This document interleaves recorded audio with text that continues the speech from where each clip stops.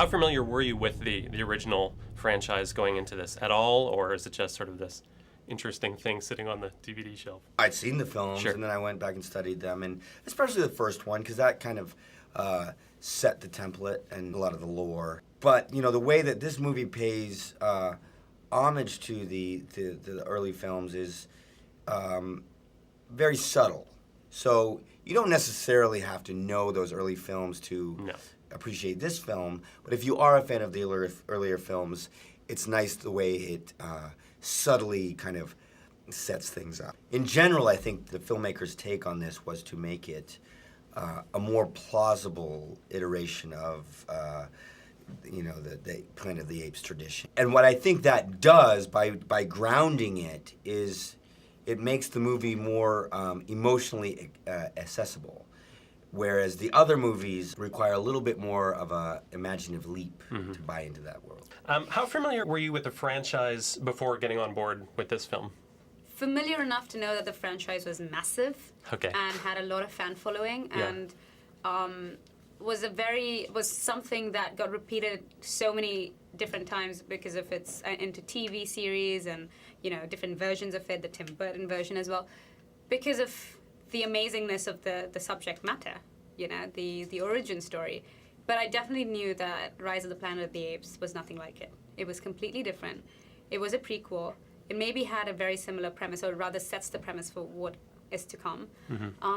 But it is dealing with something that is more current and more relevant for today. Joe, you've won Oscars for your visual effects work on Avatar, on King Kong, Lord of the Rings, but I've read that you consider this movie in some ways to be even more challenging than some of that groundbreaking work. It's funny, every movie is more challenging than the last one for some reason. And this one, we really just had to focus on these like small emotional moments with Caesar, especially because he had so much to carry and such an arc to portray, from a tiny infant to this sort of full-grown leader, and with no dialogue to carry it, it all became about just really seeing, moment by moment, what was behind his eyes.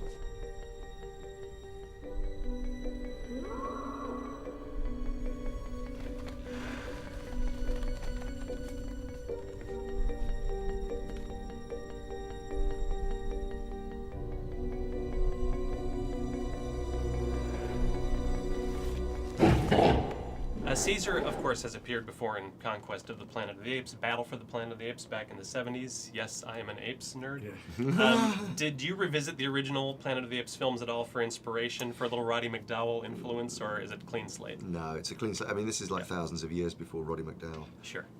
It's true.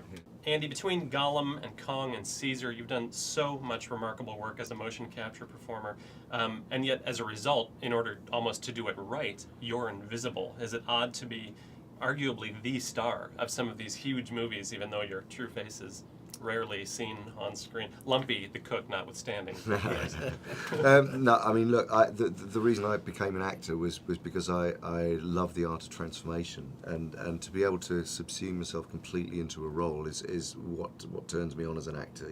To be able to make those huge imaginative leaps, to make those big physical changes, and have a tool that enables you to do that completely and to the nth degree is why I'm in the game. Your film career began with smaller projects such as Slumdog Millionaire and You Will Meet a Tall Dark Stranger with Woody Allen, but lately seems to be shifting to these epic special effects heavy Rise of the Planet of the Apes. You've got Immortals coming up next. Has making the jump to the realm of special effects and away from... I'm actually going back and forth. And very nice. Yeah, okay, I'm going back and forth. I want it to be a mix of everything. Yeah. I still don't feel I have done everything that I would like to do in an independent film, or everything that I wanted to do in a big budget film like Rise of the Planet of the Apes. There's a lot more that I want to try out there. It's a switch that you keep making, and it's very interesting to be that flexible and walk in out of luxury and walk into simplicity. Rise of the Planet of the Apes is not your first cinematic experience with hyper-intelligent simians. True. Tell me about your 2005 short film, The Ape. Well, that was the first film I directed. It's not a short film, it's a feature-length film. I'm sorry. All right. It was based on a play I co-wrote with a woman named Meriwether Williams, who was one of the head writers on the Nickelodeon show SpongeBob SquarePants. So